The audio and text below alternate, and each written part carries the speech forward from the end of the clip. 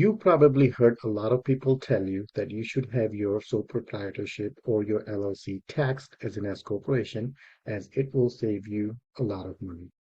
Generally, that is true somewhat, but you probably have a lot of questions. So in this video, we'll review what exactly qualifies to be an S corporation, how does the math work, and what ends up saving you money on the taxes, and how to actually go about making an S-Corp election for your LLC. Hi, my name is Vijay Patel, and I am your 1099 tax coach. In today's video, we'll review how S-Corp election saves you money in taxes and when it actually makes sense for your business. If you're new to the channel, please subscribe and like the video so it helps me get the word out about the channel and about this video so more people can benefit from the content that I create. And second thing, as always, all of these videos are for educational purposes only, and they're not specific tax advice.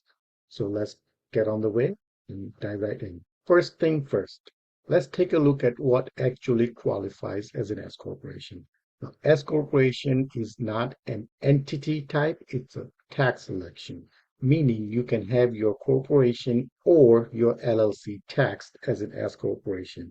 As far as state laws go, you are still a corporation or an LLC on paper. You're just electing that corporation or LLC to be taxed as an S corporation with the IRS. So that's a very important distinction to keep in mind. Now let's review the ownership requirement to be considered an S corporation. Ownership rules are generally much stricter for an S corporation than they are for a regular corporation or even an LLC. S corporation cannot have more than 100 shareholders, and all of those shareholders have to be U.S. resident or citizen. You cannot have a foreign individual as an S corporation shareholder. Certain type of trust or estate would qualify, but generally speaking, domestic individuals will qualify who are citizen or permanent residents of the United States. An S corporation can only have one class of stock. C corporations can have common or preferred stocks. Even in LLCs that are taxed as in partnerships can have different kind of ownership structure. But if you want your corporation or your LLC taxed as an S corporation, then one of the requirements is that there has to be only one class of shares. As I mentioned before, all of the shareholders of the corporation have to be either U.S. citizen or permanent resident. Certain kinds of trust and estate would qualify. But if you have a foreign shareholder, then that entity cannot make an S election, as it is one of the disqualifying criteria. And the fourth requirement is the requirement for the entity itself. The LLC or the corporation that is making the S election has to be a domestic entity, meaning it has to be organized in one of the U.S. states. It cannot be a foreign entity. Foreign corporation cannot make an S election with the IRS to be taxed as an S corporation in the United States. Now let's take a look at why S corporation generally ends up saving you money on taxes, and at what point it makes sense to convert your sole proprietorship or your LLC as an S corporation. Now keep in mind that if you are a sole proprietor, you first need to create an LLC, and then that LLC can make the S election with the IRS. So let's take a look at the math. When you are a sole proprietor or a single member LLC, all of your earning, the net profit from your business, is subject to the regular income tax. But on top of that, it is also subject to that 15.3% payroll taxes. These are your self-employment taxes, your Social Security, your FICA, Medicare, all of that. Up to $184,500 worth of net profit. Beyond that, you are subject to 2.9% self-employment taxes, and you get an additional 0.9% Medicare tax if the net profits are over $200,000. So your income tax stays as it is. On top of the income tax, you have all these different taxes, the self-employment taxes that get tacked on, and it just becomes a lot more expensive to be taxed as a sole proprietor or an LLC. And that is where S-Corp election comes in, and that is when the S-Corp election makes sense. So when you make an S-Corp election, now your net profit is subject to more or less the same kind of income tax, but now, as an S corporation, your net profit per se gets distributed to you in two different ways. You are required to take a reasonable salary from your business. That salary is subject to the self-employment tax, the payroll taxes, and so on. The second part of the profit that you take as a distribution, that distribution is not subject to this 15.3% payroll taxes, and that is what ends up saving you money in an S corporations versus if you are an LLC or a sole proprietorship. So let's take a look at quick math here. Let's say you have $120,000 net profit before salary from your S corporation. Out of this 120,000, you decide to take $65,000 as a salary. That salary will be subject to the payroll taxes, but the remaining $55,000 that you take as a distribution will not be subject to that 15.3% payroll taxes. And that alone will save you thousands of dollars in taxes. Now, keep in mind that when you are an S corporation, you have additional requirements, additional filing requirements. As an S corporation, the IRS requires you to pay yourself a reasonable salary from the business.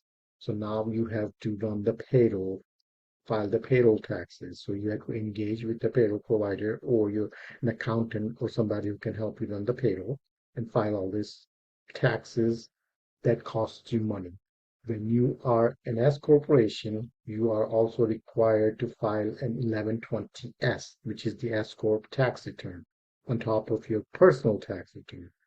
Now, depending on the preparer, this filing cost can range anywhere between $2,000 to $4,000. So there are additional costs that you have to incur when your business is being taxed as an S corporation. So most preparers think that somewhere at around 50,000 or even 60 to 80,000 is where the break-even point is. This is where your benefit from being an S corporation, all those tax savings that we discussed, those benefits will outweigh the cost. But again, each situation is different. There is no rule of thumb that applies to everybody. So my suggestion to you would be when you're getting close to that 40 to 50K net profit from your business, that is when you need to start having this conversation with your tax preparer to see if it makes sense for you or for your business to be an S corporation rather than a sole proprietor or even a single member LLC. So no one number fits across the board. Somewhere around 50 to 60,000, it's when it makes sense. But again, each situation is different. It depends on what kind of business you are in, how much involved you are in the business, all of that stuff. So start having conversation with your tax advisor when your net profit from the business starts approaching around 40 to 50K annually. And now let's take a look at how to actually go about making an S election. Now, in order for you to make the S-Corp election, you have to file Form 2553 with the IRS. This form has a filing deadline. The form has to be filed within 2.5 months from the date you want the S-Corp election to be effective. So for example, if you want the S-Corp election to be effective from 1/1/2027, then Form 2553 has to be filed with the IRS by March 15th of 2027. So again, within 2.5 months from the date you want the S-Corp election to be effective. The IRS does offer a late relief for reasonable cause, and then in that case, IRS will allow a late election if you miss that 2.5 month window.